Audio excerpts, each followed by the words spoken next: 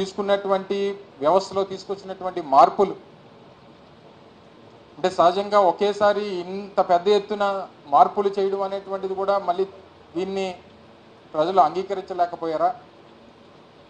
అంటే ప్రభుత్వం గతంలో ఉన్నటువంటి ప్రభుత్వాల దగ్గరికి వెళ్ళి పనిచేసుకునేటువంటి పరిస్థితి దగ్గర నుంచి ప్రభుత్వాన్నే వారి కాళ్ళ దగ్గర తీసుకొని వచ్చి పెట్టడమే తప్పయిందా, లేదా ప్రతి పథకాన్ని వారి ఇంటి దగ్గర తీసుకొని వచ్చి చేర్చేటువంటి దాంట్లో అంత విజయవంతంగా చేర్చినప్పటికీ దాన్ని ప్రజలు అంగీకరించలేకపోయారా?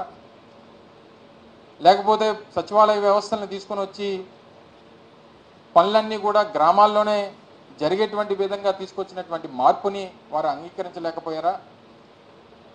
లేదా వాలంటీర్ వ్యవస్థను తీసుకొని వచ్చి వచ్చినటువంటి ప్రతి పథకాన్ని ఇంటి దగ్గరికి గడప దగ్గర తీసుకుని వెళ్ళి ఇచ్చినటువంటి దాన్ని వారు స్వాగతించలేకపోయారా?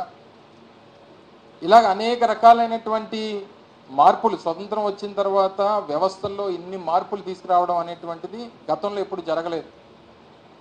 నూతనంగా ప్రభుత్వ ఉద్యోగాల కల్పన కానివ్వండి, దాదాపు సచివాలయ వ్యవస్థ ద్వారా 1,30,000 మందికి ఉద్యోగ అవకాశాలు కానివ్వండి, అలాగే ఆర్టీసీకి సంబంధించినటువంటి ప్రభుత్వంలో విలీనం చేసేటువంటి దాంట్లో కానివ్వండి, ఇలా రకరకాలైనటువంటి నిర్ణయాలు వ్యవస్థల్లో తీసుకుని వచ్చి మార్పులు తీసుకుని వచ్చి ఇన్ని పెద్ద ఎత్తున చేసినటువంటి సంస్కరణల్ని ప్రజలు స్వాగతించలేకపోయారా?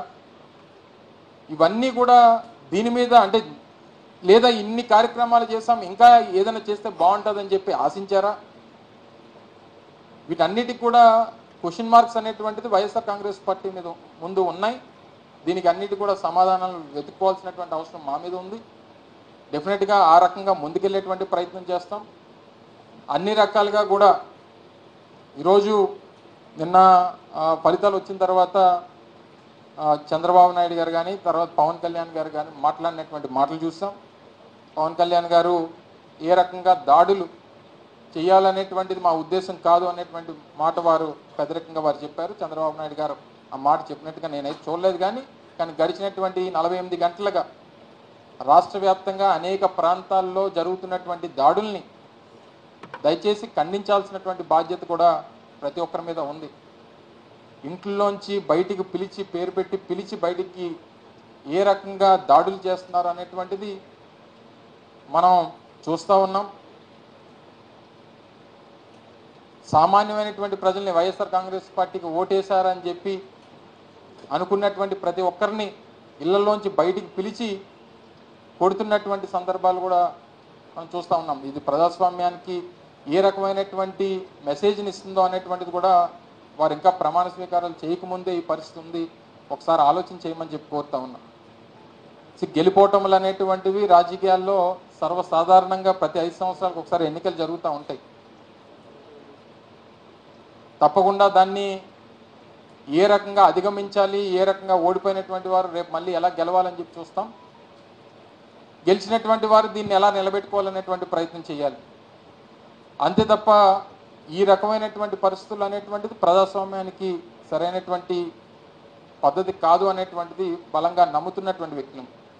ఈరోజు ఉదాహరణకి నా వరకు నా కుటుంబం దాదాపు 10 ఎలక్షన్స్లో పోటీ చేశాం. 4-5 సందర్భాల్లో గెలిచాం, 4-5 సందర్భాల్లో ఓడిపోయాం. ఇవి రాజకీయాల్లో కొత్త కాదు.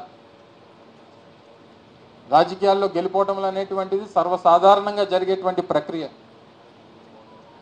ఓడిపోయినటువంటి వాడు బలహీనుడు కాదు, గెలిచినటువంటి వాడు బలవంతుడు కాదు.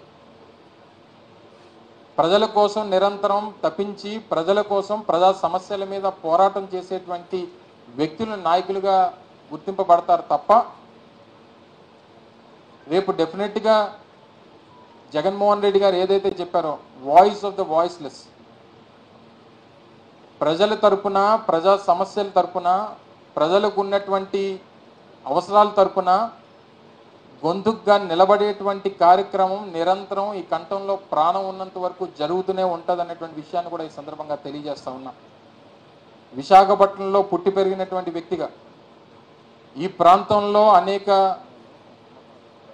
తరాలుగా 3 తరాలుగా ఈ ప్రాంతానికి సేవలు అందిస్తున్నటువంటి కుటుంబం నుంచి వచ్చినటువంటి వ్యక్తిగా గతంలో శాసనసభ్యులుగా, మంత్రులుగా, పార్లమెంట్ సభ్యులుగా పనిచేసినటువంటి కుటుంబాల నుంచి వచ్చినటువంటి వ్యక్తులుగా ఈ ప్రాంతంలో ఉన్నటువంటి ప్రతి సమస్య మీద, ఉమ్మడి విశాఖపట్నం జిల్లాలో ఉన్నటువంటి ప్రజలకు ఉన్నటువంటి ప్రతి అవసరం మీద వారికి డెఫినెట్గా ప్రభుత్వం ఏర్పాటు చేసేటువంటి అవకాశం వచ్చింది.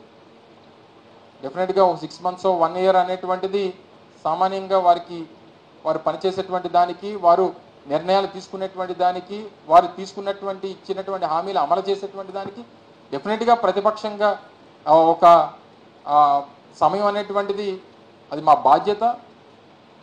రేపే అన్నీ చేయాలని చెప్పి అడిగేటువంటి అమాయకత్వం మాకు లేదు. సహజంగా వారు పని చేసేటువంటి దానికి సమయం ఇస్తాం. వారు ఇచ్చినటువంటి హామీలు నిలబెట్టుకునేటువంటి దానికి వేచి చూస్తాం. డెఫినెట్గా ప్రజలు ఏదైతే